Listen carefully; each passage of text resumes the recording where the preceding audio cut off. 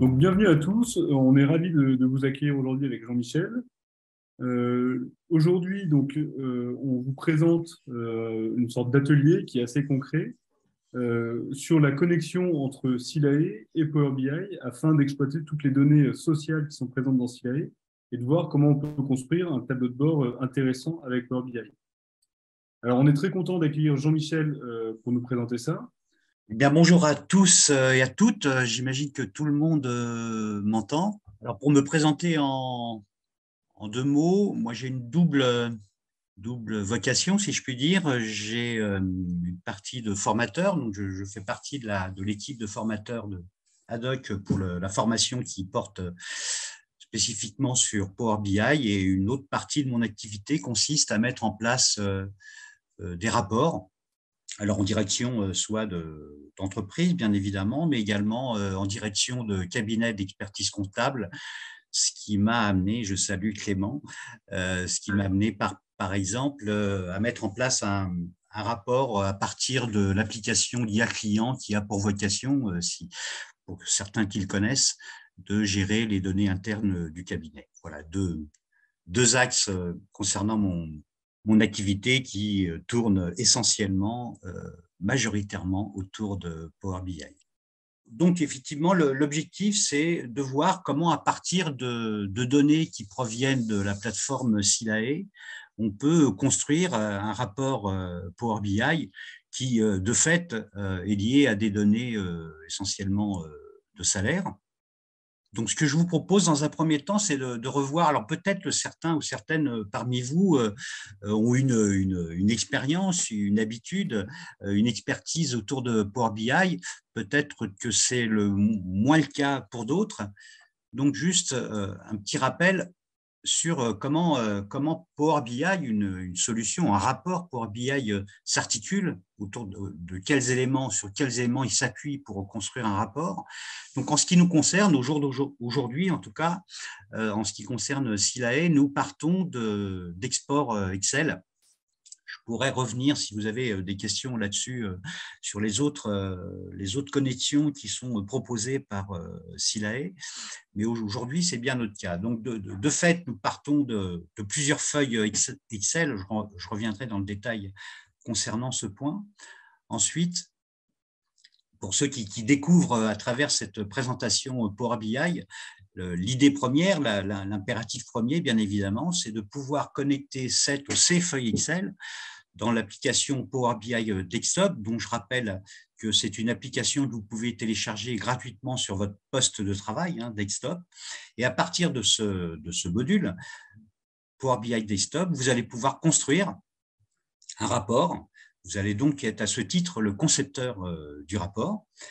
Et si vous êtes le seul intéressé, le seul utilisateur de ce rapport, eh bien, on peut dire que la construction du rapport s'arrête là. Par contre, ce qui est de mon point de vue, un point fort de Power BI, c'est sa capacité à partager ce rapport vers d'autres interlocuteurs, qui peuvent être d'ailleurs des collaborateurs internes ou qui peuvent être également des interlocuteurs externes. Là, ce qui ramène sans doute à l'intérêt pour certains d'entre vous de pouvoir construire un rapport à partir de Silae, à partir d'une compta, à partir de fichiers fake. Et sans doute pour certains d'entre vous, l'idée est de produire, de transmettre ces indicateurs et ce rapport vers vos clients. Et donc là, on va mettre en œuvre la deuxième brique de l'environnement Power BI qui s'appelle Power BI Service. Donc là, il s'agit d'une manipulation très simple qui consiste à publier le rapport qu'on a construit dans Power BI Desktop vers Power BI Service. Et le fait de l'avoir publié dans Power BI Service va nous ouvrir le jeu, si j'ose dire, puisque de fait, les clients, vos clients ou à nouveau des collaborateurs internes vont pouvoir accéder à ce rapport.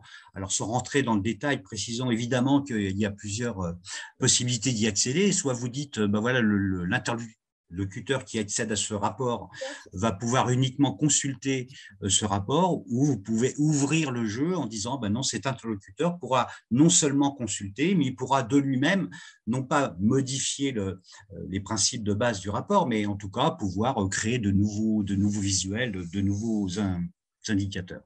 Power BI Service va également ouvrir la possibilité d'accéder à ce rapport à nos appareils mobiles, hein, smartphones ou tablettes. Et puis également, on peut, ce qui peut être dans certains cas de figure très, très intéressant, au fond, bénéficier du travail qu'on a réalisé dans Power BI pour pouvoir l'exploiter dans Excel. Et le dernier point que je voulais mettre en lumière, c'est celui-ci, et là, de mon point de vue, c'est un autre point fort de Power BI, c'est la capacité de conjuguer des données qui proviennent d'autres sources à ce premier rapport initial. Donc, on peut et donc là, comme on le voit, j'ai mis ici quelques exemples. Hein, d'autres sources, ça peut être des fichiers texte, hein, typiquement le fichier FAQ, des fichiers CSV ou des données qui proviennent d'applications comme Access ou de bases de données comme SQL Server, MySQL, MariaDB, d'autres fichiers Excel, mais également des applications métiers, comme on le voit ici. J'ai pris l'exemple de Microsoft Dynamics, hein, outil de CRM. Et puis, il y a également la petite planète là, qui symbolise des applications qui proviennent du cloud, d'Internet, qui, sans doute, vous l'avez constaté dans votre pratique, est le type de données auquel on fait de plus en plus appel. Je prendrai des exemples qui peuvent me venir en tête. C'est par exemple les gens qui ont la nécessité de gérer les cours de devises.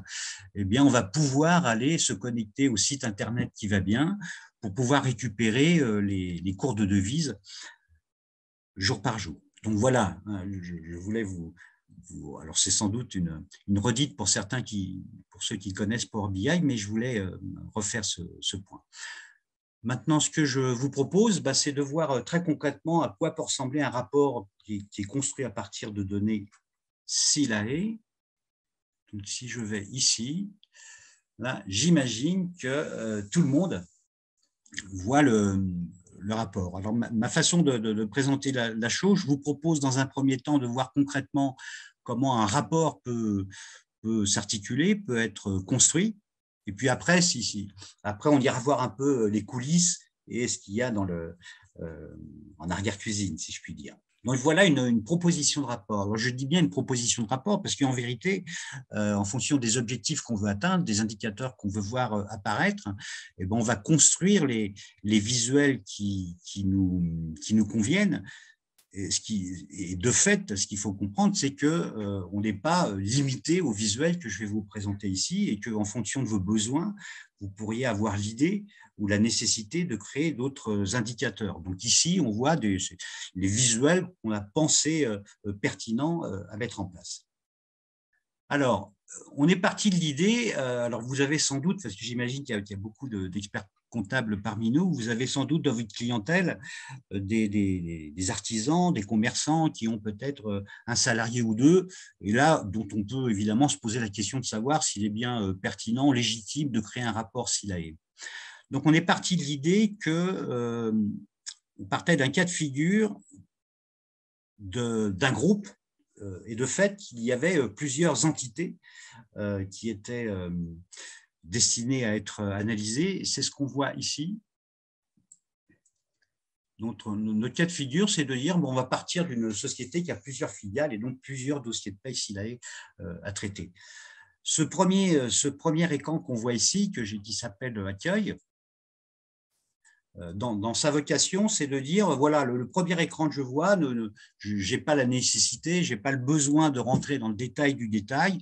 Toutefois, donc, dans ce premier écran Accueil, je vais présenter ce qui me paraît intéressant au niveau macro, donc les grandes tendances, les grands indicateurs généraux qu'on voit ici, par exemple.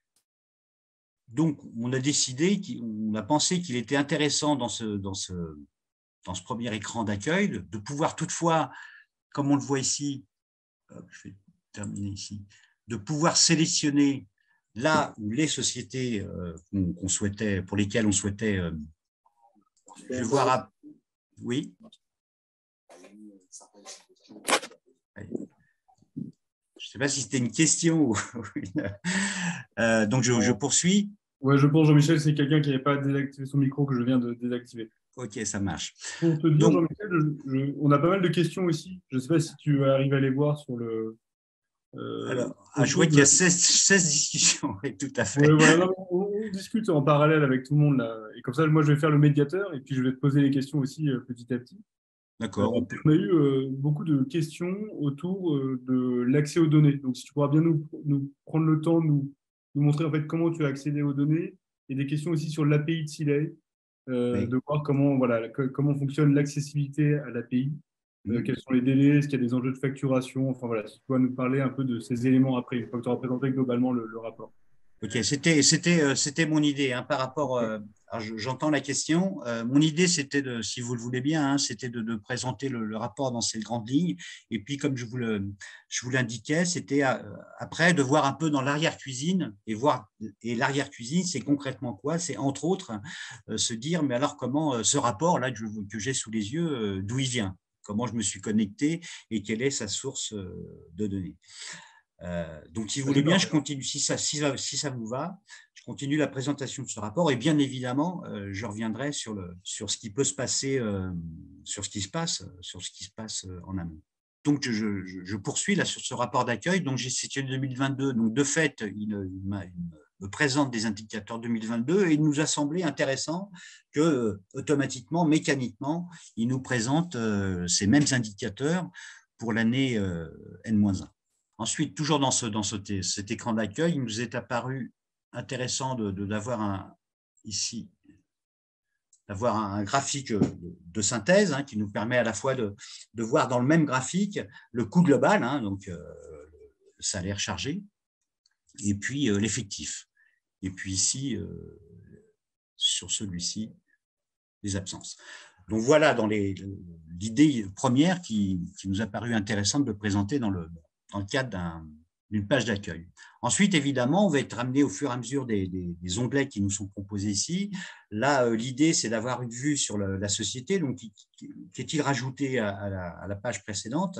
C'est qu'ici, on voit que je vais avoir la possibilité de sélectionner une période. Ici, je vais retrouver mes indicateurs généraux. Ici, bon, j'ai toujours l'année ici. Et puis, du coup, je commence la société, bien évidemment, ici. Et puis, je commence à rentrer dans le détail en me disant, OK, mais il m'intéresserait ici de pouvoir filtrer sur les salariés. Donc là, évidemment, on va voir la combinaison entre le salarié et la société. Et puis, alors, vous imaginez bien qu'il s'agit ici de données anonymisées. Hein, donc, les montants en eux-mêmes, voilà, j'ai rentré des montants un petit peu comme ça, donc peut-être qu'ils ne sont pas toujours tous d'une extrême cohérence, mais évidemment, je suis parti d'une feuille Excel provenant de Silae, évidemment, j'ai modifié les données.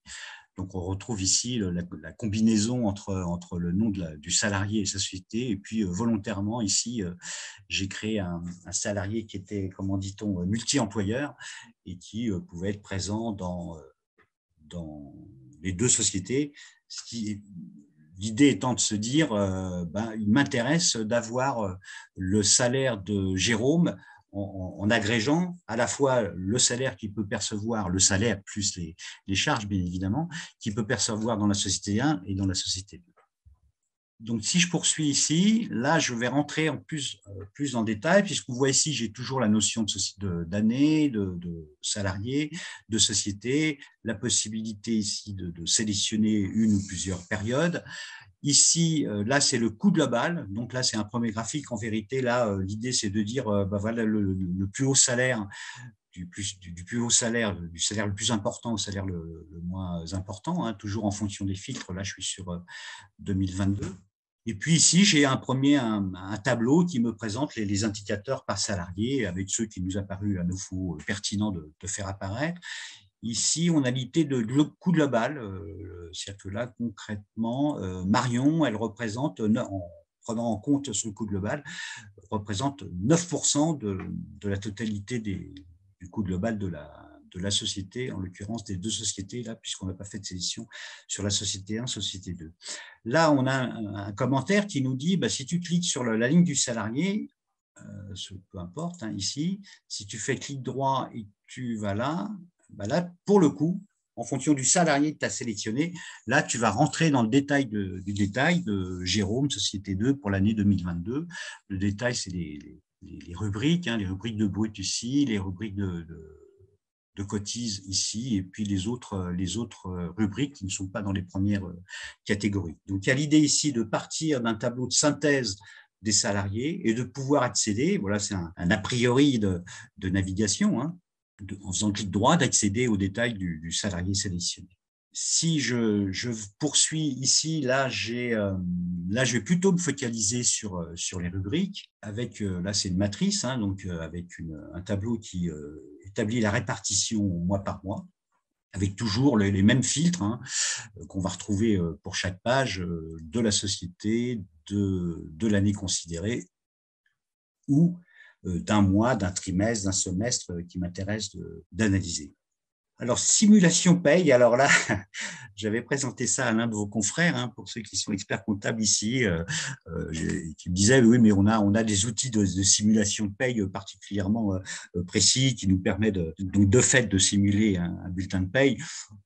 Ok, là, c'était un peu aussi l'idée de dire, alors évidemment, la vocation majeure de Power BI, c'est de faire de la visualisation, c'est de présenter des données à partir via les visuels qui nous vont bien. On peut dire, on a une petite ouverture de ce point de vue, puisqu'on peut utiliser une fonction qui va nous permettre de saisir une donnée et puis derrière de pouvoir descendre le calcul qu'on a mis en place. Après, il vous appartient, je vous laisse juge évidemment de voir si cette page qui simule un bulletin de salaire est pertinente dans le cadre de votre exercice. Et puis ici, avec la reprise du salaire net, ici, là, c'est une autre fonction qui est proposée par Power BI, c'est la possibilité, donc, à partir d'une carte, d'avoir une valeur ici, de faire apparaître, quand je me positionne sur la carte, le détail, ou en tout cas d'autres informations complémentaires. Puis ici, il y avait l'idée ici, c'était de présenter sous forme de courbe le salaire médian et de voir si le salaire brut, comment pouvait se positionner le salaire net médian par rapport à la simulation du bulletin à laquelle j'opérais.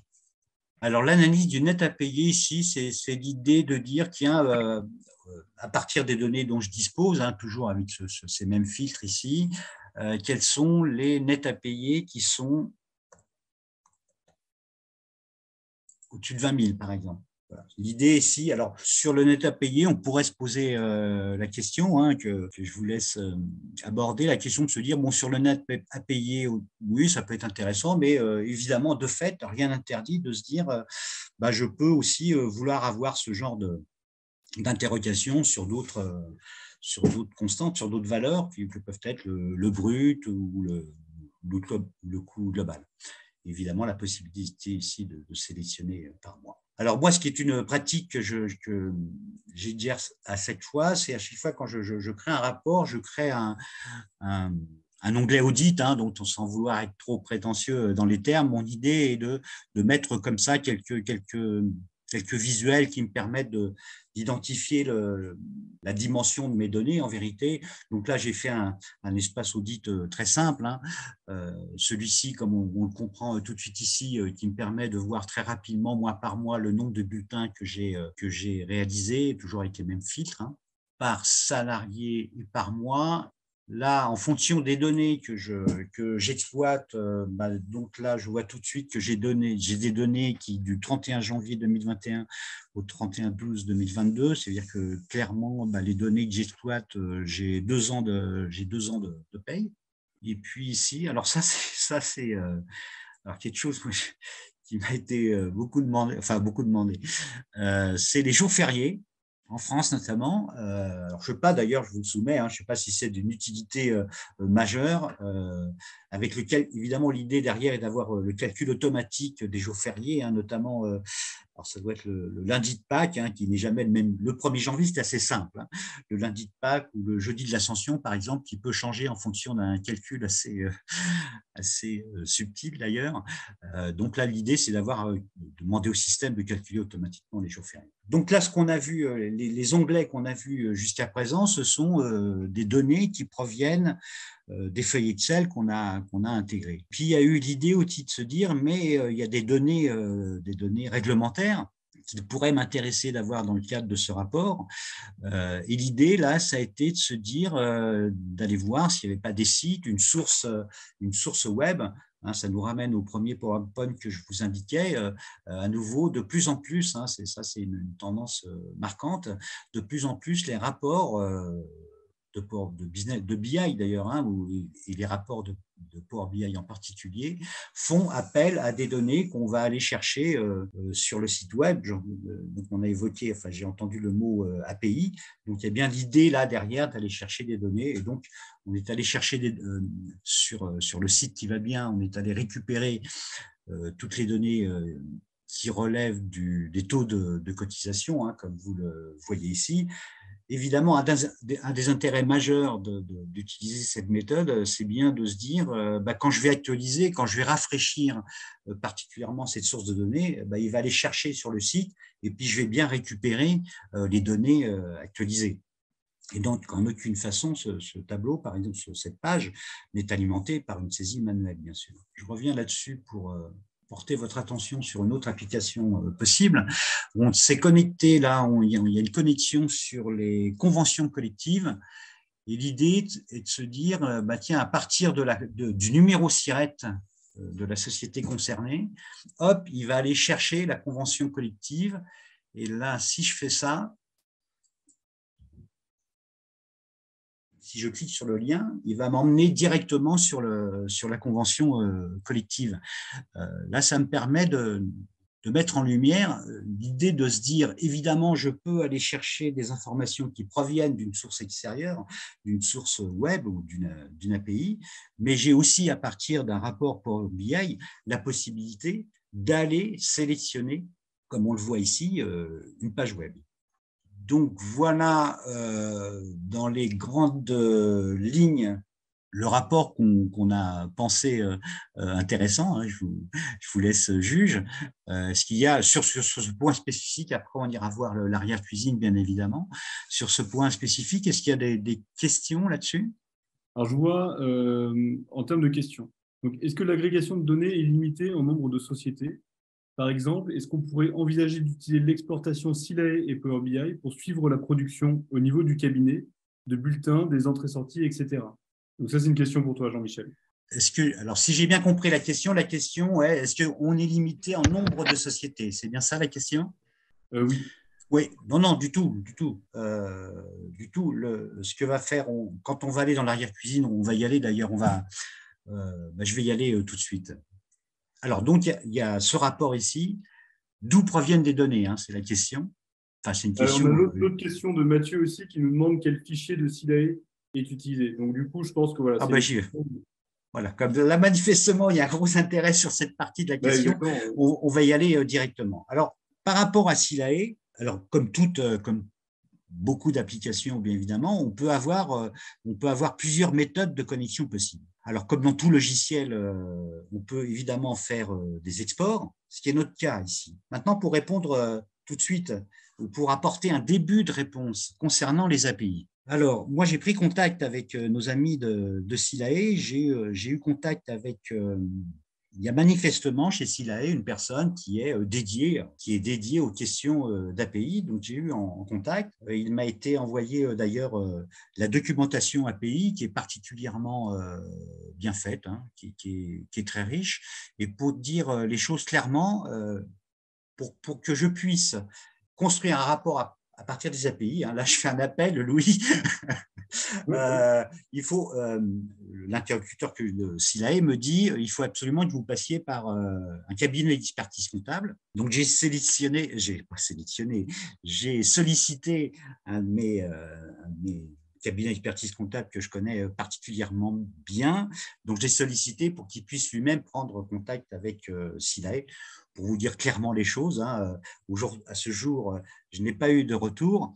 Donc, pour être clair, pour pouvoir construire un rapport à partir des API Silae, manifestement, là, elles sont en route, il faut que je puisse être en contact avec un expert comptable qui joue le jeu. Alors, qui joue le jeu, ça veut concrètement dire quoi? Ça veut dire que l'expert comptable dit, bon, ben, c'est OK, je vais prendre contact avec le commercial parce que ça semble être la procédure. Et puis après, on peut travailler techniquement ensemble pour exploiter les données SILAE via les API. Ce que j'ai, pour vous dire les choses, hein, comme je les ressens, ce que j'ai ressenti à partir de SILAE, c'est que la mise à disposition d'API, ils en sont pour l'instant à un peu un démarrage. Alors, je ne sais pas si c'est vraiment un démarrage, mais enfin, ils sont. Donc, ce que j'ai compris, c'est qu'ils étaient OK, ils testaient certains, ils étaient OK pour mettre en place ce genre de communication avec les cabinets. Ce n'est pas encore quelque chose, me semble-t-il, qu'ils ont développé à grande échelle. Alors, Et puis il faut dire. Oui. après, donc, dans certaines discussions qu'on a pu avoir, il y a Camille qui nous a remonté l'information. Donc, que pour avoir l'accès, donc en effet, vous passez un commercial, ça passe par une facturation et un Ah, contrat spécifique API REST. d'accord. Et qu'ensuite, voilà, donc une fois que l'API est ouverte, mais donc liée à de la facturation, c'est pour ça qu'il faut passer par un cabinet, c'est possible d'avoir accès à l'API et que les droits sont limités aux droits d'utilisateur sur Silay. Donc, ce que j'entends, c'est qu'il y a effectivement une procédure qui consiste à demander, à signer une convention, hein, j'entends ça. Ce que j'entends, c'est qu'il faut passer, il faut effectivement passer par un interlocuteur SILAE, mais j'entends aussi le mot facturation. Bien sûr, exactement. D'accord. D'ailleurs, alors, si je peux me permettre, hein, c'est la personne qui nous communique ces informations. Oui, alors je pense que, alors, en effet, on pourrait. Il y a des questions aussi, en effet, sur le coût de l'API là, qui remontent dans le questionnaire. Donc, Oui. je ne sais pas si. Voilà, je ne pense pas que Jean-Michel, toi, tu aies cette information directement. Ah ben, je vois que Mathieu y répond. Le coût est de 50 centimes par appel. Ce qui représente Ouais. quand même un coût, en effet, qui peut être assez important. Ouais. Oui, oui, ce qui peut, oui, ce qui par appel, ça veut dire, j'imagine qu'à chaque fois que je vais interroger l'API, parce qu'il y en a bon nombre hein, d'API. Hein. D'où l'avantage de l'export d'ailleurs, qui lui, pour le coup, est gratuit, qui impose la manipulation d'exporter les données, mais il n'y a pas de surcoût de. Alors, donc, montre-nous justement dans ces imports. Donc, en effet, donc, toi, tu as fait le choix, Jean-Michel, de passer par des imports-exports, ce qui permet d'avoir quelque chose qui est utilisable, je pense, par tout le monde, enfin, avec l'usage de Silay. Donc, ce qui est quand même assez intéressant pour se lancer dans cette démarche. Montre-nous alors si tu as les fichiers ou alors comment tu as pu les exporter de Silay. Ça, je pense que ça peut être intéressant pour tout le monde. Oui, oui. Alors, très concrètement, voilà, si tout le monde voit mon écran, voilà Ouais. le type d'export dont je parle. Alors, je pars d'une exportation de la fiche individuelle. Concrètement, je reçois un fichier Excel, comme on le voit ici. Là, on voit qu'on a des onglets feuille 2, feuille 3. Et comment ça fonctionne? Ici, là, si vous voyez où je suis, là. Oui, on voit très bien, Jean-Michel. Manifestement, chaque onglet de la feuille Excel correspond à un salarié, Yann en l'occurrence, et j'ai à ma disposition toutes les périodes que j'ai sélectionnées. Donc, ça veut dire que quand j'exporte ma fiche individuelle, j'ai manifestement la possibilité, je veux exporter de telle période à telle période. Et là, c'est quand même très intéressant d'avoir dans un seul onglet, pour un salarié, bien évidemment, l'ensemble des périodes sélectionnées. Alors, et dans feuille 3, j'ai ce salarié, et dans feuille 2, j'ai un autre salarié. C'est-à-dire que ce que je constate, c'est que quand je demande cette exportation, il va me créer un seul fichier Excel. Et dans ce fichier Excel, j'aurai à la fois l'information du salarié et l'information des données de paye pour chacun des salariés sélectionnés et pour l'ensemble des périodes également sélectionnées. Donc ça, enfin, de mon point de vue, c'est quand même très intéressant. Je ne vais pas me retrouver avec une dizaine de feuilles Excel avec lesquelles il va falloir que je jongle. Donc voilà très concrètement à partir de quelles données le rapport qu'on a vu précédemment est construit. Alors maintenant, pour répondre à la question, est-ce que je suis limité à société, donc là, à deux sociétés, la réponse est non, parce que on va voir ici.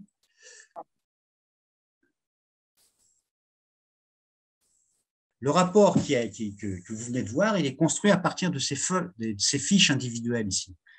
Donc, lui, il va aller chercher l'ensemble des feuilles, des fichiers Excel qu'il a dans ce répertoire et il va traiter l'ensemble des fichiers Excel qu'il a dans ce répertoire. Donc, si j'ai 15 fichiers Excel, sous réserve évidemment qu'ils proviennent de la même source, qu'ils ont la même structure, bien évidemment, si j'ai 15 fichiers Excel parce que 15 sociétés, le rapport BI va me générer le rapport pour toutes les sociétés qui sont dans ce répertoire.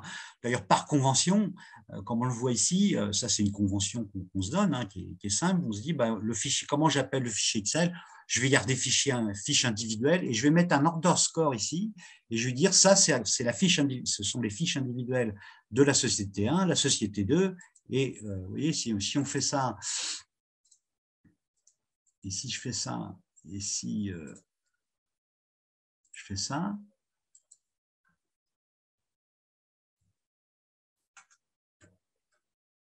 un point ici.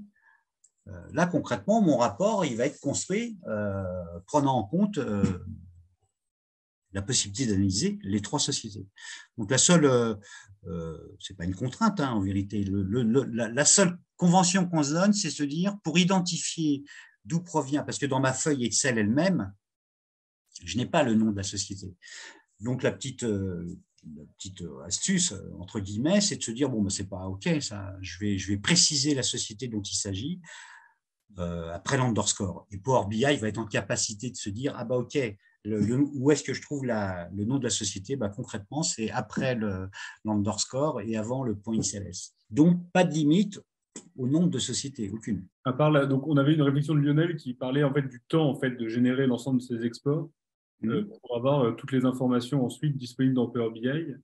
Donc est-ce que en fait sans l'API c'est un peu un frein qui peut être identifié pour la génération de ces rapports, Jean-Michel? Absolument, oui, on est clair, hein, on est clair sur le sujet, hein, au-delà même de SILAE. Hein. Alors l'export a un avantage, c'est que il suffit d'aller dans l'application et puis de faire l'export qui convient bien. Donc accès extrêmement simple, hein, clic droit exporter. Ça c'est l'avantage. L'inconvénient, concrètement, il faut que là pour le coup, en ce qui nous concerne, ça va être un export par mois. Bon, sur la paye, ça va, hein, ça me paraît, hein, ça me paraît acceptable. Mais l'inconvénient, il est bien effectivement d'être dans l'obligation de réaliser cette manipulation. L'API, évidemment, son énorme avantage, c'est de pouvoir mettre une fois pour toutes la connexion API et d'aller chercher les données qui nous intéressent. Et une fois que cette connexion API mise en place, après, derrière, c'est soit j'actualise, si je suis sur Power BI Desktop, je vais actualiser pour rafraîchir les données. Et si je suis sur Power BI Service, je vais aller encore plus loin dans le rafraîchissement des données, parce qu'il me suffira de lui dire, mais écoute, tu me rafraîchis les données tous les jours. Alors pour la paye, c'est peut-être pas essentiel, mais pour donner l'exemple, tous les jours à 20 heures, et donc j'ai rien à faire. Donc il est sûr que l'API, de ce point de vue, apporte un gain majeur. Si je suis clair dans ma réponse. Oui, très clair. Donc, du coup, on a une question de combien ça demande d'export par mois pour, par exemple, une société qui a 10 employés, combien ça demande d'export? La réponse, elle est là, en fait. Hein. Ça, c'est un export, vous voyez. Cette feuille Excel, c'est un export. C'est un export. Et dans cet export, il m'exporte tous les salariés. Donc, si j'ai une société qui a 10 salariés, 20 salariés, 30 salariés, 50 salariés, la manip, c'est faire un export pour la société concernée. Donc, quel que soit le nombre de salariés, de toute façon, ça sera un export, puisque lui, il va me créer, comme on le voit ici, hein, il va me créer un onglet par salarié. Hein. Donc, 10 ou 100 salariés, ça ne change pas la manipulation, en fait. OK. D'accord. Donc, du coup, c'est un export par société qu'on veut suivre dans ce type de rapport. C'est un export, alors sans doute un export par mois, hein, parce qu'il va m'intéresser d'avoir le dernier mois traité, bien évidemment. Donc, au maximum, on a un export par mois, par société. D'accord. Je pense que c'est très clair cet élément. Voilà, on a parlé de la même manière, Jean-Michel, des discussions hein, dans la discussion à côté autour d'un onglet de paramétrage dans SILAE qui permet de configurer l'API. Voilà, et donc des différents échanges sur ce type de configuration. Oui, d'ailleurs, hein, je sais pas, oui, comment on pourrait faire, hein, mais il y a manifestement parmi nous des gens qui sont un peu intéressés au Ouais, on sujet. a des personnes qui nous en parlent, donc comme ça, je partagerai tout ça avec toi, Jean-Michel, après, pour qu'on puisse avancer en effet Oui, avec les personnes qui sont intéressées sur ces sujets. oui, on peut envisager un échange avec les personnes qui sont un peu sur le sujet. Du coup, on partage nos informations, hein, Ouais, très bien. et pour aller plus loin sur les API. Alors, on a une autre Si, question, Jean-Michel, pour toi. Est-ce que, donc, dans l'export Excel, est-ce que l'intégralité des KPI de SILAE pour la paye sont disponibles? Donc, un peu sur quelles sont les données qui sont disponibles. Est-ce que toute la paye est disponible? Est-ce qu'il y a des limitations? Qu'est-ce que tu as pu, toi, découvrir à travers ces données? bah, très concrètement, je pars de cette feuille Excel. Donc, de fait, hein, les indicateurs vont pouvoir être construits à partir des informations dont je dispose, hein. Donc, celle qu'on voit ici, hein, à partir des informations que me donne la fiche individuelle. Mais bien évidemment, là, on va retrouver les capacités de… Voilà, je mets ça ici. Alors, pour ceux qui connaissent Power BI, au-delà des données qui nous sont fournies, on a évidemment une fonction, hein, les mesures. Et donc, on va pouvoir créer des mesures, comme on le voit ici, donc sur les salaires, c'est en vérité rajouter de l'information, rajouter des données aux valeurs, aux données brutes dont on dispose, hein. Vous voyez, là, on a l'absence taux, on a l'absence N-1. Ça, c'est à partir de Power BI, à partir des données brutes dont je dispose, je me suis dit, oui, mais il m'intéresse d'avoir d'autres calculs, et on les voit ici, hein. Le coût global, tout ça sont des mesures. Donc, pour répondre à la question, c'est à la fois évidemment, les indicateurs vont être obtenus à partir des données brutes dont je dispose. Et moi, à travers les capacités de créer des calculs, je vais pouvoir enrichir en vérité mes données comme on le voit ici. Ok. Et est-ce que, alors, à ce moment-là, peut-être en reformulation, est-ce que tu as voulu à un moment construire certains rapports, mais en fait, les données n'étaient pas disponibles dans les exports de SILAE, ou alors, enfin, est-ce que tu as été limité à un moment par rapport à ce que tu voulais voir? Oui, la réponse est oui, parce que, vous voyez, je vous ai fait voir ici celui-ci, là, absence. Absence, c'est le montant des absences, en euros, je veux dire, hein. Et évidemment, ce qui est manifestement très intéressant, c'est d'avoir les heures d'absence. Et si je regarde la feuille Excel, dans celle-ci, hein, alors, je n'ai pas, les heures d'absence. Je l'ai bien en montant, hein. Il est ici, là. Mais je n'ai pas les heures d'absence. Et là, je dois dire, et là, c'est une limite. Alors, un expert comptable m'a fourni l'année dernière un autre export où là, il y a manifestement les heures d'absence. Et donc, pour être très clair, il faut que je travaille ce nouvel export parce que, me semble-t-il, c'est quand même une donnée importante qui, pour l'instant, est une limitation. Enfin, c'est une limite dans l'export des fiches individuelles. Ok, donc on a une réponse aussi d'Alexandre qui est assez intéressante sur ce sujet. Okay. Il est possible d'exporter toutes les données, mais pas toujours avec les exports qui sont pré-paramétrés dans SILAE.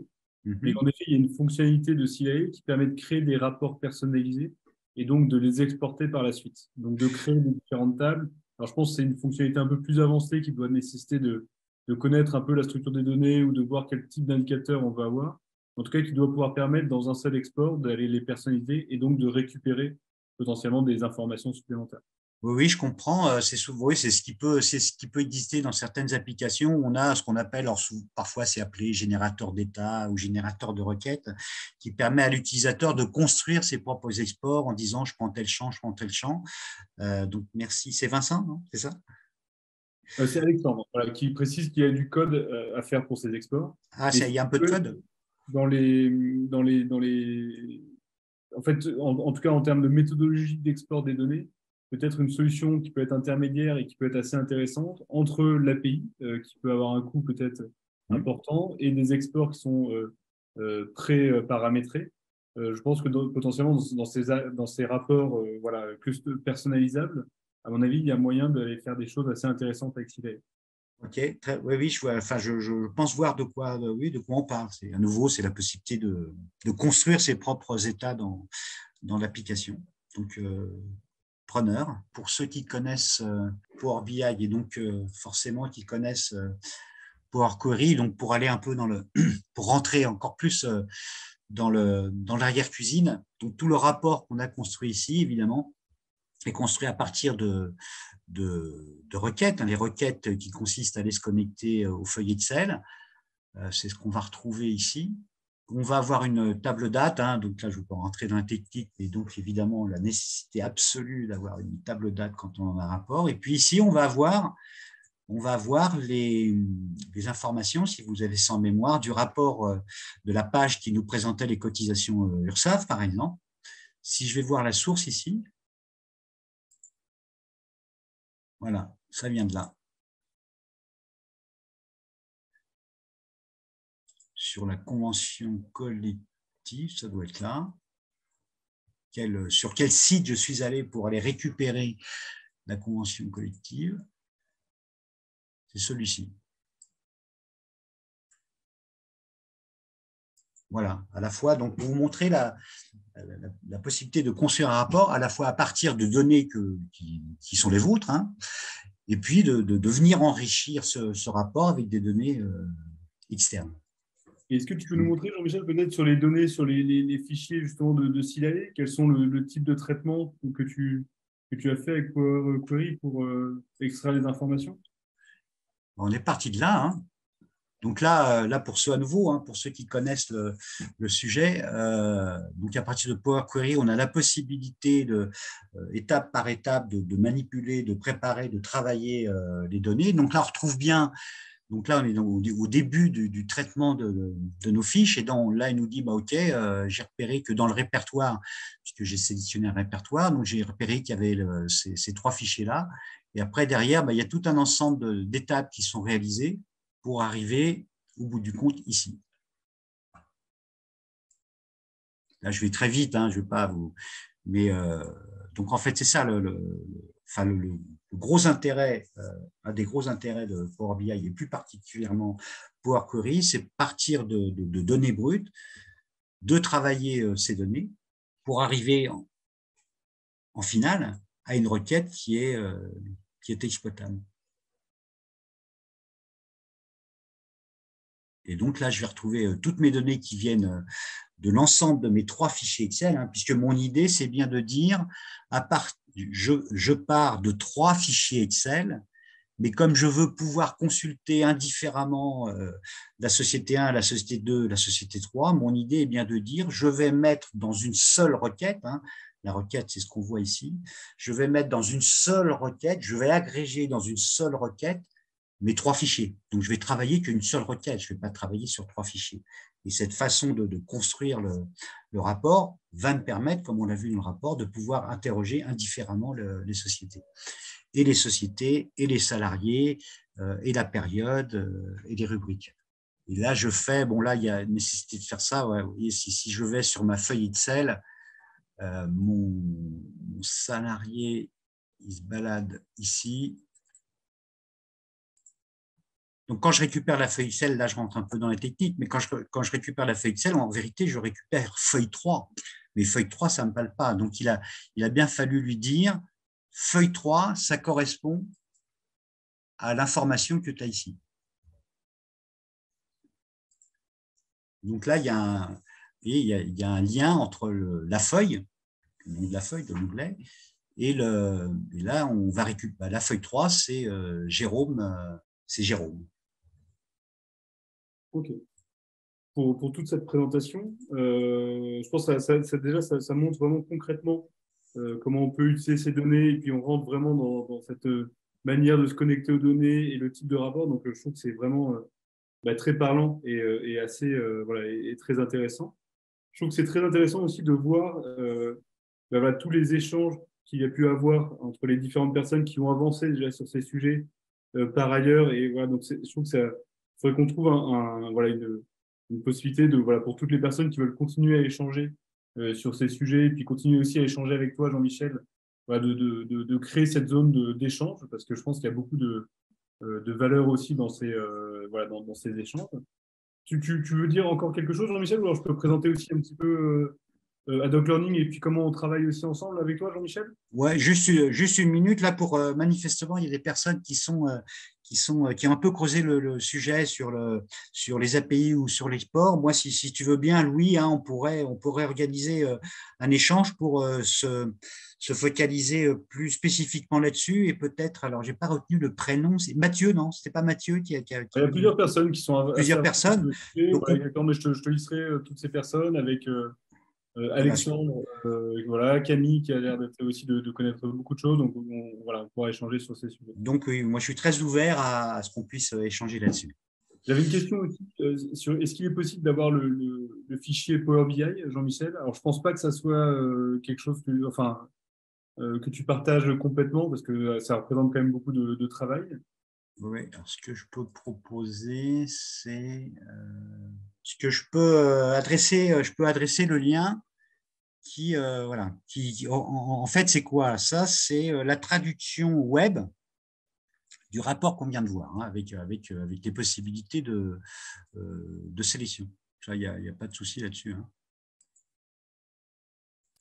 Ok. Je reprends la main pendant. Il nous reste encore 5 minutes, Jean-Michel. Comme ça, je reprends un tout petit peu la main pour justement présenter un peu tout le contexte dans lequel on travaille et voilà ce qu'on fait ensemble et puis comment justement comment on peut vous accompagner aussi sur l'ensemble de ces sujets. Ça te va, Jean-Michel? Très bien, OK. Donc aujourd'hui, c'est un atelier qu'on a animé avec Jean-Michel où l'objectif qu'on a, c'est de vraiment animer plusieurs ateliers aussi sur différents sujets. Donc, par exemple, là, on parlait des données sociales avec Silae, de voir comment on peut le connecter. On a d'autres types d'ateliers qu'on veut sur la création de tableaux de bord avec des données comptables aussi, qui permettent de créer des tableaux de bord spécifiques et d'apporter voilà, des missions aussi à forte valeur ajoutée. Un autre exemple qu'on vous présentera aussi pour ceux qui sont présents au Congrès national à Montpellier je crois que c'est en septembre prochain, sur lesquels ça permet d'automatiser des flux de données et donc d'aller modifier des Excel pour en créer des écritures comptables et pour pouvoir les réimporter. Donc, en fait, vraiment, l'objectif, c'est de partir de différents cas de figure qu'on a pu voir dans différents cabinets avec des gens qui sont assez avancés sur les pratiques de la donnée et de créer des ateliers pour faire découvrir en fait ce qu'il est possible de faire et de montrer comment on peut vraiment travailler l'ensemble de ces données. Tout ça, et c'est aussi la raison d'être d'Adoc Learning, c'est d'accompagner un certain nombre de cabinets à travers des formations qui sont dédiées uniquement pour les professionnels du chiffre autour de différents sujets, donc sur les fondamentaux de la donnée, pour comprendre comment on peut, enfin tout ce qu'on peut faire avec l'ensemble de ces données. Un autre sujet fondamental qui est sur la facture électronique, voilà, il y a différents, on organise une formation sur ce type de sujet-là. Aussi sur des outils, donc sur Power BI, donc par exemple Jean-Michel, le travail que tu nous as montré, ça nécessite une connaissance initiale de Power BI et donc de voir comment on peut vraiment rentrer dans l'usage de cet outil et l'utiliser un maximum pour en faire quelque chose de très puissant, partageable à ses clients, utilisable en interne, utiliser l'ensemble de la puissance de Power BI. Tu as abordé aussi Power Query. Donc Power Query, c'est l'outil qui permet de modifier les données au sein de Power BI. Power Query est aussi disponible dans Excel et donc ça permet d'avoir un usage finalement qui est très puissant d'Excel. Donc on pense qu'il y a beaucoup de valeur en fait à apporter au sein voilà, des cabinets avec un bon usage de Power Query voilà, pour pouvoir traiter ces données. Et une troisième formation sur les outils autour de Power Automate qui permet d'automatiser des tâches, donc des tâches certaines fois qui sont répétitives, de renommage ou certaines choses. Il y a beaucoup de choses qui sont possibles de faire avec Power Automate. Donc potentiellement de la génération des exports, d'aller déplacer dans des endroits. Mais ça, on pourrait sûrement gagner du temps aussi avec Power Automate. La quatrième partie, la troisième type de parcours qu'on a, et ça c'est qui est de connecter finalement Power BI avec les outils qui sont utilisés au quotidien par les différents cabinets. Donc par exemple, mais c'est toi aussi, Jean-Michel, hein, qui a travaillé avec Dia Client pour globalement ce qu'on a montré pendant cet atelier, un peu la même chose avec Dia Client, et de voir comment vous pouvez gagner beaucoup de temps à travers ces formations en découvrant les méthodologies de se connecter aux données de Dia Client, de construire le modèle de données pour pouvoir l'utiliser et d'avoir aussi accès à des rapports au sein de cette formation qui permettent directement d'utiliser voilà, des cas d'usage de Dia Client avec Power BI. La même chose avec ACD, avec eSuite Expert, donc plus sur le côté voilà, de la production comptable. Une formation aussi, aussi avec Jean-Michel sur Silay. Donc toujours l'objectif, c'est, voilà, là on voit ça pendant 1 heure, c'est à la fois assez intéressant et à la fois assez rapide. Donc c'est de passer une journée ensemble pour pouvoir vraiment défricher ces sujets et concrètement de lancer des rapports et de créer ces missions avec les rapports de Power BI et Silay. Et puis enfin la même chose avec Penny Lane. Et n'hésitez pas aussi par rapport à vos besoins ou par rapport à certains sujets de nous partager vos demandes parce que voilà, c'est des choses sur lesquelles qu'on est en train voilà, sur lesquelles on est en train d'avancer en ce moment et donc sur lesquelles on est complètement aussi ouvert à créer différents types de formations en fonction de vos besoins. On a toute une équipe enfin, voilà, d'experts qui sont passionnés. Je pense que vous avez vu ça aussi avec Jean-Michel sur tous ces sujets. Et donc l'objectif aussi, et par rapport à des besoins spécifiques, la formation peut être un axe, mais aussi l'accompagnement par ces experts peut être un axe. Et donc n'hésitez pas à nous contacter pour ça aussi parce que ça peut être un accompagnement dédié sur des sujets spécifiques, sur des problématiques spécifiques que vous pouvez rencontrer, qu'on ne peut pas forcément traiter à travers des formations, mais en tout cas à travers voilà, l'accompagnement de ces experts qui vous permettent aussi d'aller gagner un temps important et d'aller mettre en place concrètement ces missions pour vos différents clients. On a formé à peu près 400 cabinets pour l'instant, avec une satisfaction qui est assez importante sur les différentes formations qu'on a pu faire. C'est des projets aussi qui sont largement finançables. Voilà, ça, c'est toujours des aspects importants en fonction de votre typologie de cabinet, en fonction de. Voilà, enfin, il y a plein de manières de. Voilà, il y a différentes options de financement et donc on vous accompagne aussi dans l'ensemble de ces sujets. Et donc, du coup, voilà, je vous invite à voilà, continuer à nous suivre si c'est des sujets qui vous intéressent. Je vous enverrai cette présentation aussi, soit à travers notre page LinkedIn où on annonce différentes choses, Eventbrite où on annoncera aussi les différents voilà, les différents prochains ateliers sur ces différents sujets, le congrès sur lequel on sera présent. On a une newsletter aussi sur laquelle vous pouvez suivre nos actualités. Et puis, n'hésitez pas à nous contacter aussi par email pour toutes les demandes spécifiques. Voilà, on reviendra aussi vers vous sur ces sujets, notamment voilà, pour continuer en fait, à créer ces zones d'échange. Je pense qu'il y a vraiment l'objectif à la fois avec l'expertise de Jean-Michel, potentiellement certains d'entre vous qui avaient déjà aussi accès à des API, voilà, de pouvoir bien dimensionner ces différents sujets et qu'après Jean-Michel puisse voilà, l'intégrer aussi et puis continuer à accompagner toutes les personnes là-dessus. Enfin, voilà, je pense que voilà, on a tous ces différents rendez-vous devant nous et donc n'hésitez pas voilà, à nous contacter ou à suivre Adoc Learning pour qu'on puisse continuer à avancer sur l'ensemble de voilà, d'exploitation de ces données sociales comptables pour en faire des missions intéressantes dans vos cabinets. Merci beaucoup aussi et on était vraiment ravis aujourd'hui que vous soyez aussi nombreux. Je pense que c'est voilà, des sujets voilà, qui sont importants, qui sont aussi très actuels dans l'exploitation de ces données. Donc, on était vraiment ravis que vous soyez aussi nombreux. N'hésitez pas aussi voilà, si vous avez d'autres, des collaborateurs, des collègues, voilà, à en parler autour de vous de ces différents ateliers qu'on anime. Parce que voilà, plus on aura de personnes aussi, plus ça nous permettra de continuer à les développer. Et en tout cas, on est ravis voilà, d'apporter cette expertise à vos différents cabinets. Donc, merci beaucoup. Merci Jean-Michel aussi hein, pour ton temps, pour ce partage. Merci. Voilà, je trouve que c'est toujours un plaisir de te voir parler de ces sujets. Et en tout cas, merci beaucoup. Merci.